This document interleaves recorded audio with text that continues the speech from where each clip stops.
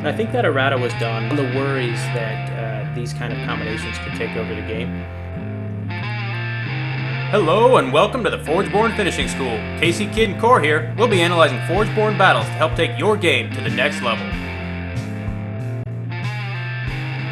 Hey everyone, welcome back. This week we're just going to delve into a recent event that happened here this week, go over some of the decks, do a little deck analysis, and probably jump into a discussion after that about one of these decks. So let's just kind of jump into it, Greg, here. So this is a bronze event that was held through TTS, and Sam Nathis held it for, or Nathis Community Events, as labeled in the thing here in the description. Ran this event, and he's been popping up and running a whole lot of pop-up and online events, which is really nice, keeping the community going with some of these events. Yeah, and this is part of his 2024 tournament series, I think. So he's running a whole list of tournaments, and that'll kind of lead into some bigger things, it sounds like. So, all right, so we look at the roster in this event. Pretty solid nine players for this event. We see quite a few of the usuals, and I would say we're getting a couple newer names that are sticking around a little longer, so it's nice to see.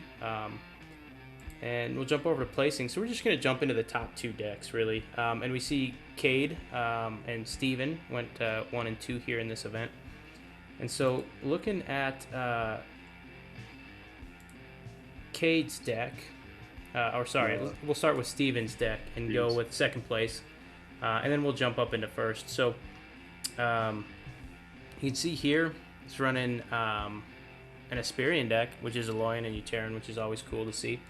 And this deck has a lot of what I would say little pockets of goodness, little nucleuses or cores to kind of give you different play lines to develop along the game. So if you wouldn't mind taking this one away, Greg, and just kind of give us your thoughts.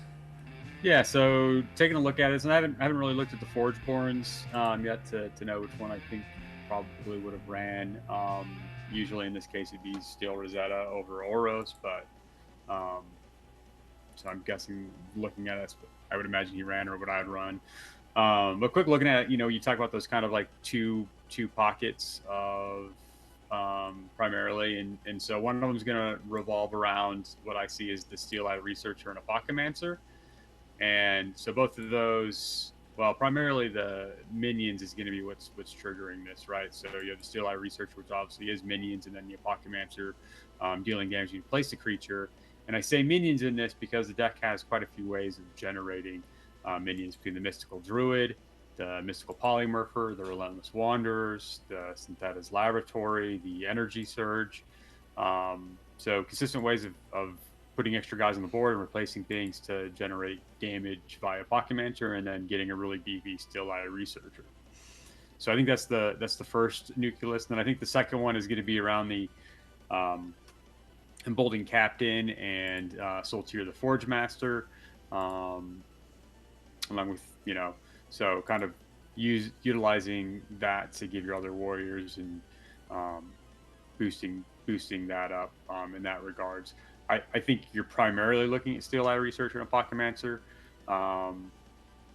as the main, but then it also just has other good utility in there: Botanimate, Batterhide, Leyline Vermin, so Polymorpher even. So it's got ways to answer different threats. It's got ways to get big guys, and then Hibernating Bear is always fun. I love big bears, so Yeah.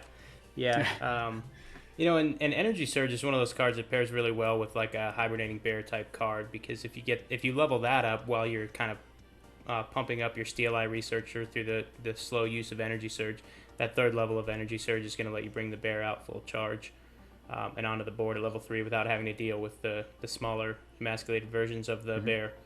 I do like that Emboldening Captain. Anytime to get Captain to work, it's kind of difficult because you don't typically see a really strong nucleus of warriors like you do in this deck. Obviously, it would have been really fun to have Packmaster on the Uteran side as well. That's what I was going to say, yeah, Packmaster. But this is also a really cool synergistic keyword, right? It comes on the board, buffs all your warriors, and then if you place it in an area where it's not sitting next to a warrior, it buffs that creature also. Or you just give the warrior next to you even more stats. So coming onto the board, buffing adjacent creatures as well as buffing all your warriors is pretty solid. And this deck has, like Spirit Forge Sentinel. That's a warrior that can, aggressive stealth. Especially if you don't get to it till like level 3 with Energy Surge, it can come on the board and deal a ton of damage, not being expected. So there's just a couple of cool ones, and then Apocalypser. Everyone would obviously think it's a mage. You see it on the board, everyone thinks it's a mage, but you have to remember it's a warrior. Yep, I forget as well. And the Spirit Forge Sentinel works well with the strategy as well in this deck with its replace mechanic as well. Yeah.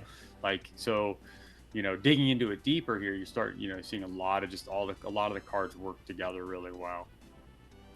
Yeah, it's just a really nice synergistic pairing. This is one of the ones that I would say, like, if these decks were in my collection, this is probably one of the better pairs you could make, but it would be maybe 2, 3, 4 down your line of thinking when you're really scrounging back into your pair to look for decks to pair. Because like you said, it's just a lot of the little nuances of this deck pair together really well. So that's a very cool deck from Steven. Excited to see something like that come out. And then we'll jump into Cade's first place winning deck here. So this deck is a Bizarak pairing. So we have Tempest and Necrium. And Forgeborn wise, I would have to assume that we're going to go with Nyx Nakia here. That kind of has that play up to 2 mindless zombie minions. So it just kind of gives you that ability to drop minions on a stick. And this is now, I think, one of 2 confirmed double Stitcher decks running the Hematophagic Stitcher combo. So if you haven't ran into this combo, I'm going to put a link into Eli More Than Most's video description. He did a very great video breaking down this combination and showing how it works. So we'll kind of give you the TLDR, but I'm going to have that link in the video description of this video, so please go check that out. But essentially, this is going to be using a combination of both of the Stitchers and then the Harvester to start an infinite life gain loop. And if you have 2 Harvesters on the board, 2 level 1 Stitchers in the graveyard, and a minion on the board, which now we have that in cycle 2 on a stick because of Nyx Nakia, then you can start an infinite Hematophagic destruction Stitcher generation loop. So you can essentially go infinite, say I'm going to do this to gain health to the sum of 996,000, and then I'll end my turn. And then your opponent now has the rest of the game to somehow chew through 960,000 health. That's essentially how the rules here of the game work. If someone goes infinite, they can just go as long as they want. And generally it ends in a concession. So looking at the rest of this deck, I would say that it has nothing extremely crucial, but it does have a lightning tamer, in a pinch to just kind of keep dropping things on the board, which is what helps, more minions. And then the Blight Witch is, I would say, the one card outside of the combination piece of this deck that could play well with the spells that are in the deck. It's quite a few decent spells, I would say. And then the other one that does play well, getting a Hematophagic Stitcher with a deck with a Shambling modifier and the Harvester. That was kind of a nice little combo roll, or a high roll there, because you get the Shambling. It can help you kind of start the combo a little bit earlier, or take it from a different route, or not have to go infinite. You can just do it the amount of times that it takes to kill your opponent directly. This has things to just kind of keep minions on the board, which that's the number one way of stopping these types of decks. You clear the minions off the board. You don't let the Harvester stick on the board. So if you play up against this deck, you see a Harvester, you kill Harvester as fast as you can, and that's really your only chance of beating these decks. But yeah, this is a pretty decent one. The other owner is Eli More Than Most, so that's why he's got a video on it. So again, please check that video out. It's really well done. Greg, what are your thoughts on these decks?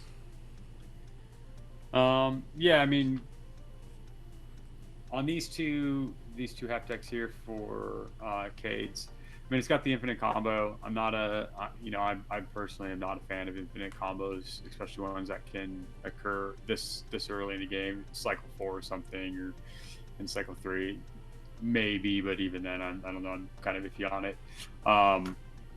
I think the purple deck on this is is probably carrying most of the weight during a match. I mean, there's not a whole lot synergistically wise, I think, with the red half, but it's got the piece that you need in the summoning Stitcher, and it does have some good support cards. I mean, Disintegrate helps clear boards, Stones can clear boards. Like Lightning Brand is good, but it's got good stuff. Just nothing else in things you like to see, but not those things you're usually building around. And then you mentioned with the purple deck, it's got some really great spells: Vyrix, Extract Will, Infernal Ritual, and then it's got the loadout that it needs, and is even blessed with having the Shambling Spectre in there as well, so you can take that to just kill infinite combo essentially. One little nucleus on the Tempest side that I guess I would point out that is something that's kind of nice to see is anytime you can get the Thundersoar and the Thunder Stomper, we like to see, right? But just as powerful as Thundersoar Stone Skin, I would actually say more powerful. That's a very good 2-card combo in any deck, so something to look out for in your decks. And then cards that just pair well into it typically are Sparking cards that can pair okay with a Thundersoar. And then the Rhymehorn Charger actually works pretty well with the Thundersoar as well. I've had some fun games with those playing with each other. So yeah, and it's got the Lightning Brand with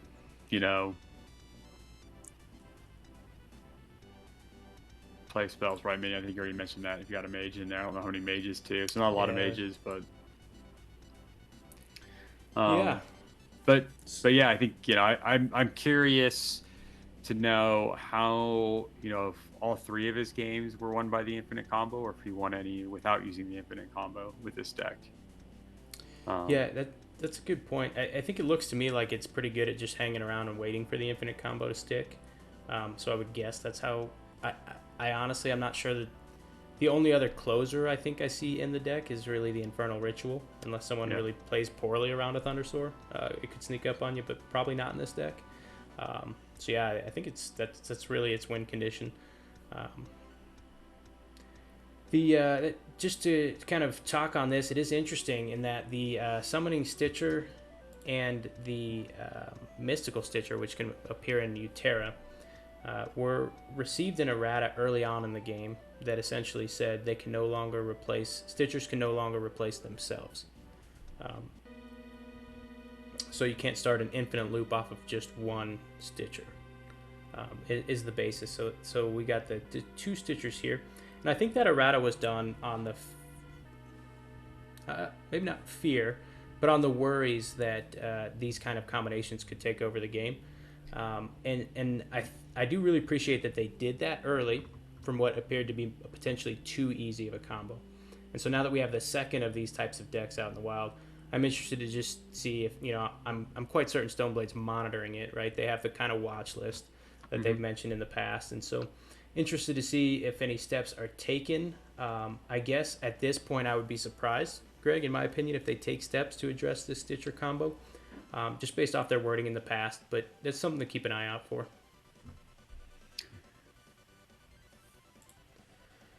So with that being said, short, sweet episode here this week. I did want to put one thing else out to the masses. If there's a card out there that you're passionate about, that you're interested in, and you have either the interest in seeing that card as one of our quick card thoughts on our Wednesday episodes, please send that in to us. Get it in the descriptions. You can email ForgebornFinishingSchool@gmail.com. Hit either of us up on Discord.